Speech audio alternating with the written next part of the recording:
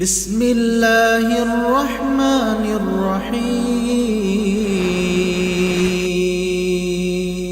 کہ اے لوگو تم میرے عہد کو پورا کرو اور میں تمہارے عہد کو پورا کروں گا، مجھے سے ڈرو۔ یعنی ہم نے جو اللہ تعالیٰ سے الستو بربکم یہ ہم سے کہلوایا تھا کہ میں تمہارا رب نہیں ہوں، تو ہم سب نے کہا کہ ہاں اللہ آپ ہمارا رب ہے۔ گویا کہ ہم انین و انسان اس دنیا کی ساری مخلوق یہ اقرار کر چکے ہیں کہ اللہ تعالیٰ ہمارا رب ہے، پالنہار، وہی عبادت کے لائق ہے۔ اس عہد کو اس دنیا کے اندر پورا کرنا ضروری ہے، پھر اللہ رب العالمین ہماری جان کی، عزت کی، مال کی حفاظت کی ذمہ داری لے لے گا اور ہمیں جنت میں داخلہ دے گا۔ میں گواہی دیتا ہوں کہ نبی اکرم محمد صلی اللہ علیہ وسلم اللہ کے بندے اور اس کے رسول ہیں۔ اللہ کا درود و سلام ہو آپ پر، آپ کے تمام اصحاب کرام پر اور ہر اس شخص پر جو اللہ کے رسول صلی اللہ علیہ وسلم کی پیروی اچھی طرح سے قیامت تک کرتے رہیں گے۔ اس کے بعد یا ایھا الذین آمنوا اتقوا اللہ حق تقاتہ، کہ اے مومنوں جس طرح سے اللہ سے ڈرنے کا حق ہے اس طرح سے ڈرو، ولا تموتن الا وانتم مسلمون، اور تمہیں موت آنی ہی نہیں چاہیے مگر یہ کہ تم اللہ تعالیٰ کے لیے اپنے آپ کو سرنڈر کر دیے ہو، یعنی اللہ کے لیے اپنے آپ کو سپرد کر دیے ہوئے ہو۔ اے اللہ کے بندو، اسلام کے اخلاق بڑے عظیم ہیں اور اس کے عادات و اطوار اور اس کے رسوم و رواج جو اسلامی ہیں بڑے قابل تعریف ہیں، اور عہد و پیمان کا پورا کرنا، وعدہ خلافی نہ کرنا، یہ اسلام کی سب سے عظیم خصلت اور سب سے عظیم عادت ہے اور اللہ تعالیٰ کے محبوب طریقوں میں سے ہے کہ انسان اسلام کی اس عادت کے ساتھ وابستہ رکھے اپنے آپ کو۔ کافی اللہ تعالیٰ نے اس بات کی اہمیت کو ذکر کرتے ہوئے قرآن حکیم میں حضرت ابراہیم علیہ السلام کا وصف ذکر کیا، وَإِبْرَاهِيمَ الَّذِي وَفَّى، اور یاد کرو حضرت ابراہیم علیہ السلام کو جس نے اپنے عہد کو پورا کیا۔ عہد کے سلسلے میں اللہ تعالیٰ نے اس کی نسبت حضرت ابراہیم علیہ السلام کی طرف کی۔ اس کا مطلب ہے کہ یقیناً عہد و پیمان کا پورا کرنا اسلام میں بہت ہی ضروری ہے اور بہت ہی اہم ہے۔ اسی طریقے سے متقیوں کی علامت بتلاتے ہوئے اللہ تعالیٰ نے قرآن حکیم میں فرمایا وَالْمُوفُونَ بِعَهْدِهِمْ، یعنی کامیابی ہے ان لوگوں کے لیے جو اپنے عہد کو پورا کرتے ہیں، وعدے کو پورا کرتے ہیں۔ ابن کثیر رحمہ اللہ کہتے ہیں کہ وہ لوگ اس سے مراد ہیں جو اللہ تعالیٰ سے کیے گئے وعدے کو توڑتے نہیں، مسلمانوں کے درمیان جو وعدہ کرتے ہیں اس کو پورا کرتے ہیں۔ اور حضرت عبداللہ ابن عباس رضی اللہ تعالیٰ عنہما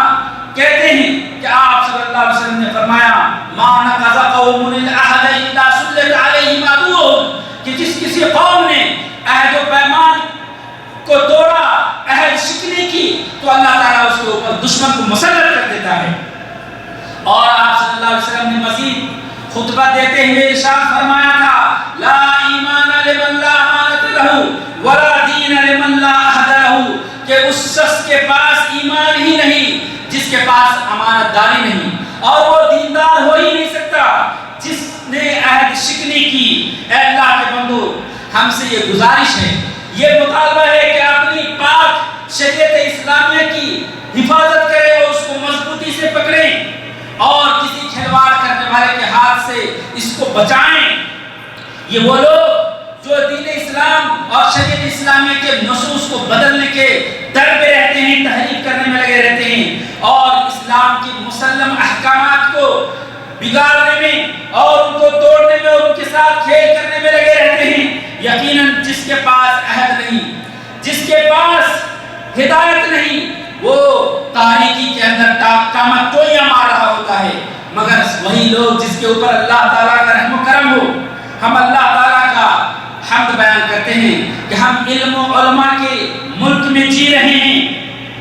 جو ہمیشہ اس بات کی توجیہ فرما رہے ہیں کہ ہم اپنے دین اسلام کی پیروی کریں اور اللہ تعالیٰ کے صحیح احکام کو لوگوں تک پہنچائیں، جو ہمیں یہ بھی بیان کر رہے ہیں کہ جو ہمارے درمیان ذمی ہیں، جنہوں نے ہم سے امن طلب کر کے ہمارے ملک میں زندگی گزارنا شروع کر دیا ہے، کی ہم رعایت کریں اور ان کے ساتھ حسن سلوک کریں، اللہ تعالیٰ کی کتاب اور سنت رسول صلی اللہ علیہ وسلم کو مصدر مانتے ہوئے جان لیجیے اے اللہ کے بندو کہ شریعت اسلامیہ میں تمام کے تمام احکام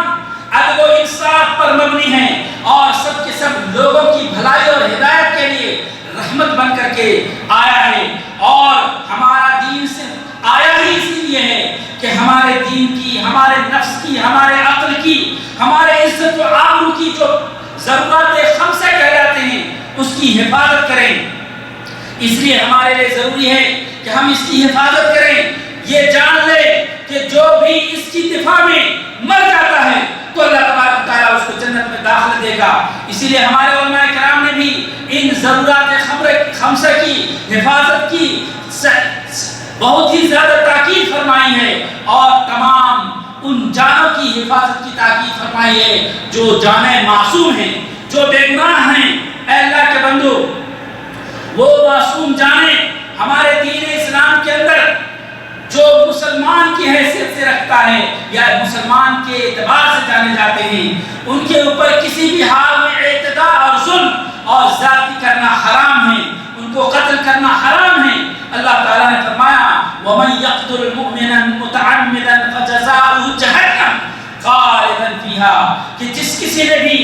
مومن کو جان بوجھ کر کے قتل کیا تو اس کا ٹھکانہ ہمیشہ ہمیشہ جہنم ہے۔ وَغَضِبَ اللَّهُ عَلَيْهِ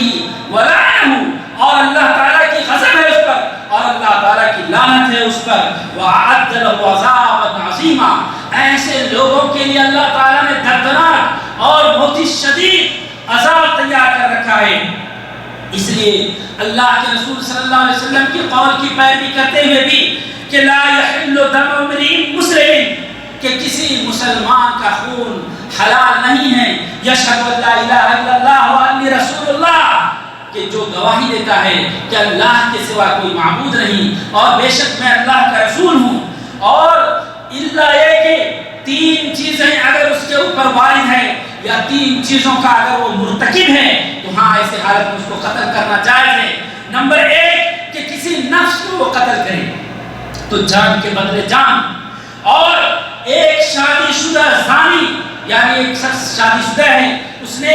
اپنی حفاظت کر لی اپنی جوانی کی لیکن اس کے باوجود بھی وہ زنا کرتا ہے تو اس کو اس کی سزا رجم ہے، اس کو قتل کیا جائے گا۔ اور ایک وہ شخص جو دین قبول کرنے کے بعد اسلام سے اور جماعت کو چھوڑ دیتا ہے اس کو بھی قتل کرنا جائز ہے۔ صحیح بخاری کے اندر حضرت اسامہ بن زید رضی اللہ تعالیٰ عنہ سے روایت ہے کہ کہتے ہیں کہ آپ صلی اللہ علیہ وسلم نے ہمیں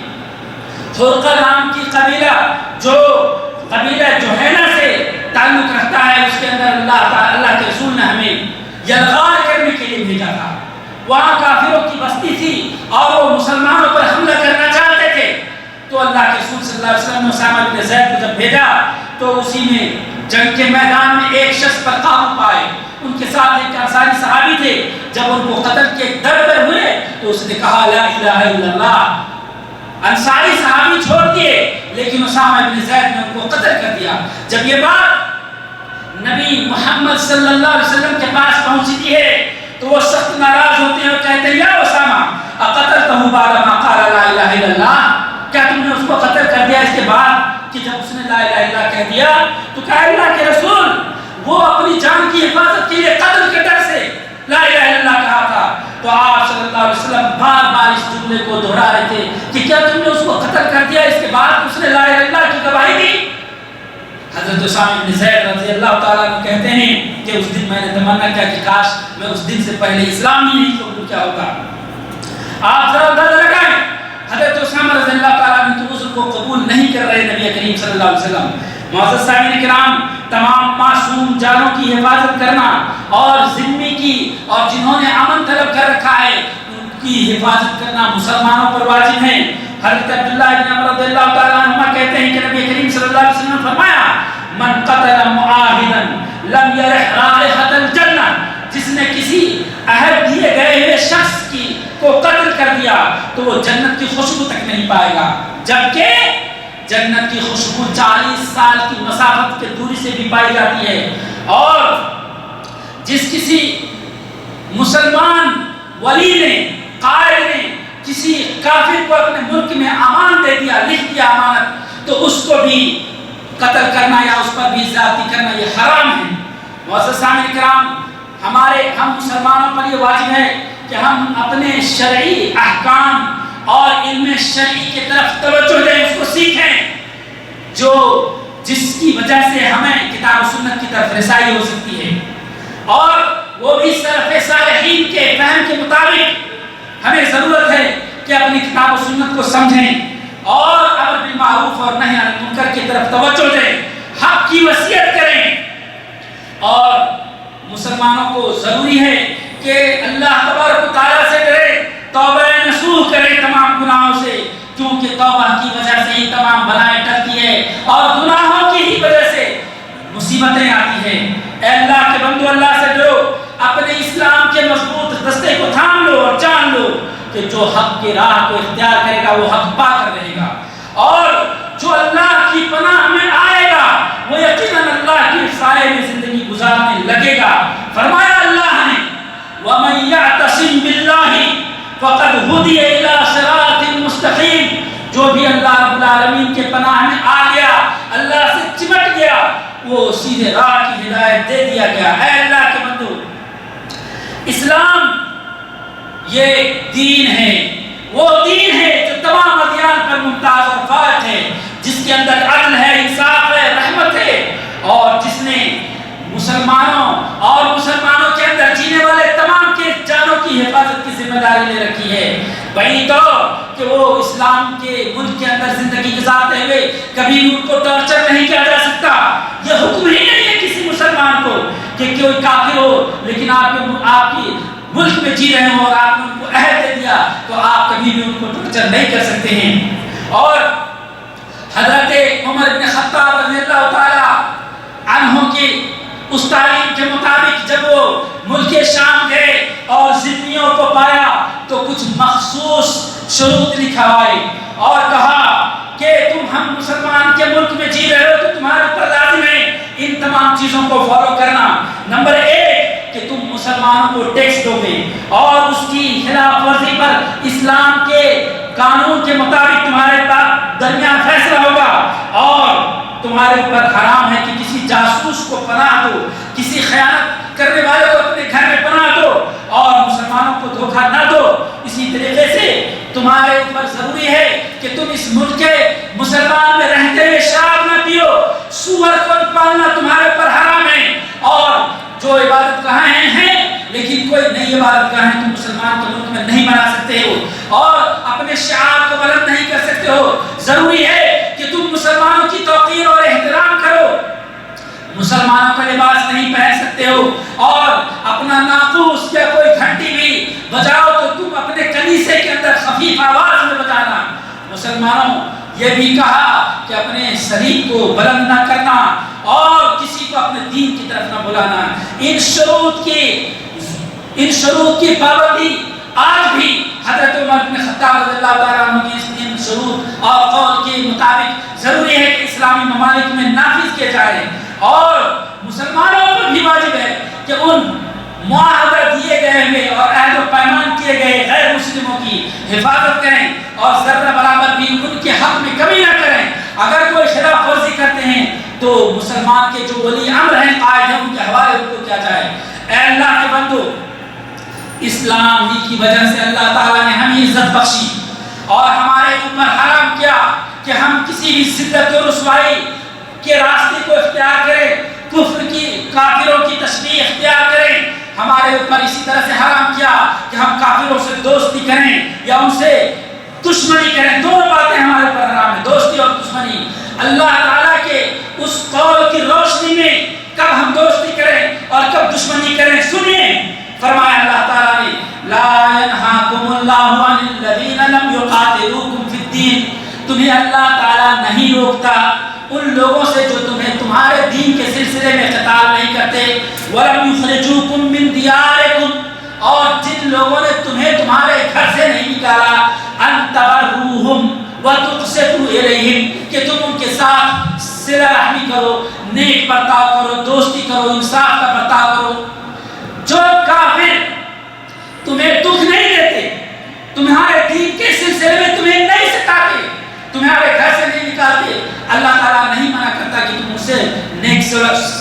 نیک سلوک کرو، ان کے ساتھ اچھا سلوک کرو،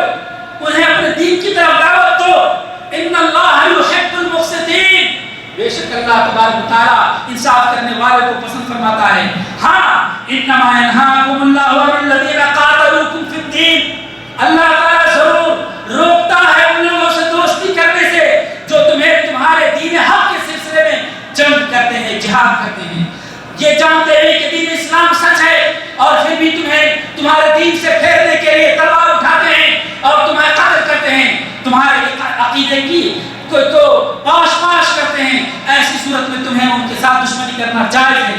وَأَخْرَجُوكُم مِّن دِيَارِكُمْ وَظَاهَرُوا عَلَىٰ إِخْرَاجِكُمْ، ہاں ان کے ساتھ تم دشمنی کرو جو تمہیں تمہارے گھروں سے نکالتے ہیں اور دوسروں کو بھی مدد کرتے ہیں کہ تمہارے گھر سے نکال دیا جائے، تمہارے اپنے ہی ملک سے نکال دیا جائے اور تم دین اسلام پر باقی نہ رہو،